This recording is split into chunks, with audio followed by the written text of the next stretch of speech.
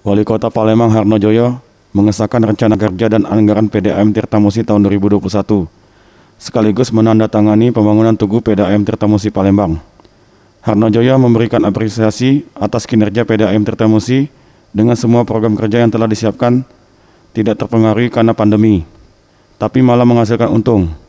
Belum lagi kapasitas produksi meningkat, dan Harnojoyo meminta PR yang harus segera dilakukan ke depan bagaimana untuk menekan angka kehilangan air. Bahwa PDAM untungnya bertambah. Kalau tahun 2019 ini kurang lebih 100 miliar ya. 100 miliar ini melebihi ya, sampai 135 miliar. PDAM di tahun 2020 bertambah, tapi yang masih jadi permasalahan kita akan menekan tingkat kehilangan air. Sementara itu, Dirut PDAM Tirtamusi Palembang Andi Wijaya menambahkan, tahun ini pihaknya berhasil membukukan laba 130 miliar rupiah dari target sebesar 101 miliar rupiah.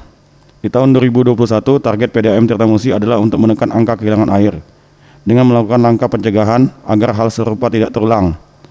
Salah satunya, melakukan perbaikan jaringan yang sudah berusia tua, pengecekan rutin, dan menerapkan manajemen tekanan. Income kita, pendapatan kita itu masih di bawah target. Tetapi karena kita bisa melakukan penghematan biaya, sehingga kita ada keuntungan yang lebih dari tahun sebelumnya. Berapa? Keuntungan kami targetnya 101 miliar rupiah bersih nih, kemudian kita mungkin realisasi nanti 130 miliar. Di atas target. Itu karena itu tadi kita biaya bisa. Tim Liputan, Sriwijaya TV.